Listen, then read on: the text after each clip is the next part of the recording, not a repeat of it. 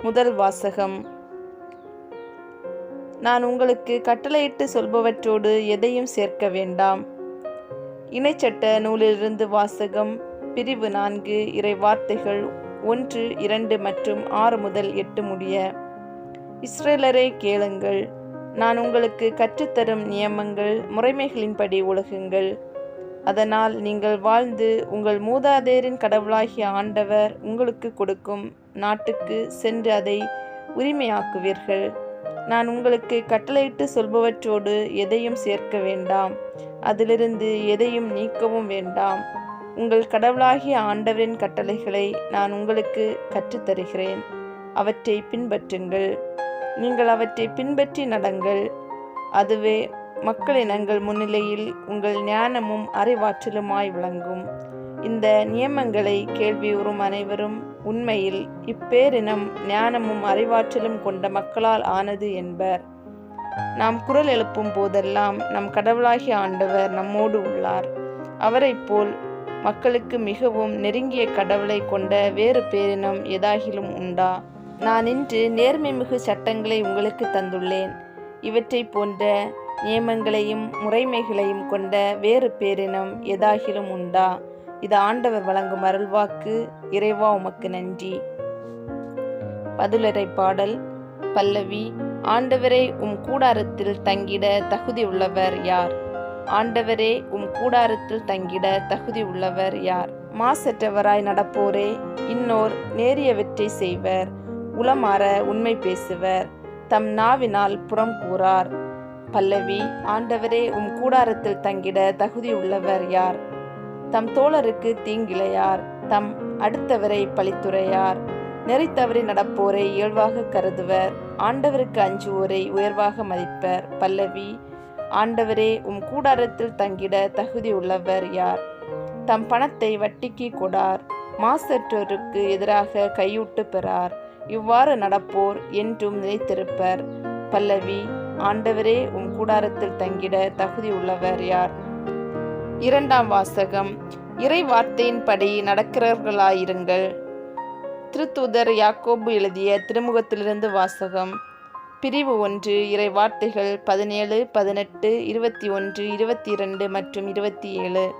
சகோதரர் சகோதரிகளே, நல்ல கொடைகள் அனைத்தும் நிறைவான வரமெல்லாம் ஒளியின் பிறப்பிடமான விண்ணக தந்தையிடமிருந்தே வருகின்றன. அவரிடம் எவ்வகையான மாற்றமும் இல்லை.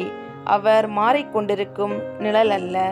தம் படைப்புகளுள் நாம் முதற்கனிகளாகும்படி உண்மையை அறிவிக்கும் வார்த்தையால் நம்மை ஈன்றெடுக்க அவர் விரும்பினார். உங்கள் உள்ளத்தில் ஊன்றப்பட்ட வார்த்தையை பணிவோடு ஏற்றுக்கொள்ளுங்கள், அதுவே உங்களை மீட்க வல்லது. இறை வார்த்தையை கேட்கிறவர்களாக மட்டுமிருந்து உங்களை ஏமாற்றிக் கொள்ள வேண்டாம், அதன்படி நடக்கிறவர்களாயும் இருங்கள். தந்தையாம் கடவுளின் பார்வையில் தூய்மையானதும் மாசற்றதுமான சமய வாழ்வு எதுவெனில் துன்புறும் அனாதைகளையும் கைம்பெண்களையும் கவனித்தலும் உலகத்தால் கரைபடாதபடி தம்மை காத்து கொள்வதும் ஆகும். இது ஆண்டவர் வழங்கும் அருள்வாக்கு. இறைவா, உமக்கு நன்றி. நற்செய்தி வாசகம். நீங்கள் கடவுளின் கட்டளைகளை கைவிட்டு மனித மரபை பின்பற்றி வருகிறவர்கள். மார்க்கு எழுதிய தூய நற்செய்தியிலிருந்து வாசகம். பிரிவு 7. இறை வார்த்தைகள் 1 முதல் 8, 14, 15, 21 முதல் 23 முடிய. ஒரு நாள் பரிசேயரும் எருசலேமிலிருந்து வந்திருந்த மறைநூல் அறிஞர் சிலரும் இயேசுவிடம் வந்து கூடினர். அவருடைய சீடர்கள் சிலர் தீட்டான, அதாவது கழுவாத கைகளால் உண்பதை அவர்கள் கண்டார்கள். பரிசேயரும் ஏன் யூதர் அனைவருமே தம் மூதாதையர் மரபை பின்பற்றி கைகளை முறைப்படி கழுவாமல் உண்பதில்லை. சந்தையிலிருந்து வாங்கியவற்றை கழுவிய பின்னரே உண்பர். அவ்வாறே கிண்ணங்கள், பரணிகள், செம்புகள் ஆகியவற்றை கழுவுதல் போன்று அவர்கள் கடைபிடிக்க வேண்டிய மரபுகள் இன்னும் பல இருந்தன.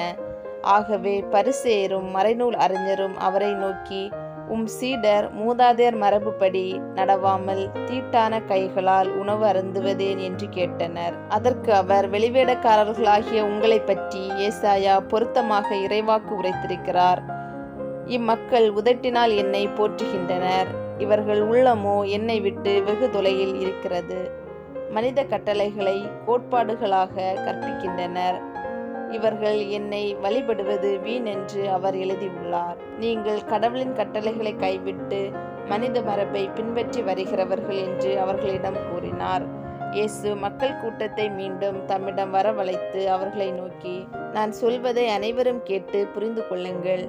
வெளியே இருந்து மனிதருக்குள்ளே சென்று அவர்களை தீட்டுப்படுத்தக்கூடியது ஒன்றுமில்லை. மனிதருக்கு உள்ளே இருந்து வெளியே வருபவையே அவர்களை தீட்டுப்படுத்தும்.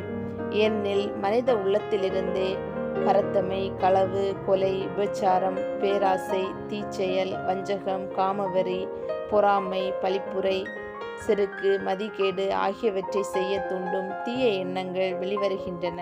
தீயவனாகிய இவை அனைத்தும் உள்ளத்திலிருந்து வந்து மனிதரை தீட்டுப்படுத்துகின்றன என்றார். இது ஆண்டவர் வழங்கும் அருள்வாக்கு. இறைவா உமக்கு நன்றி.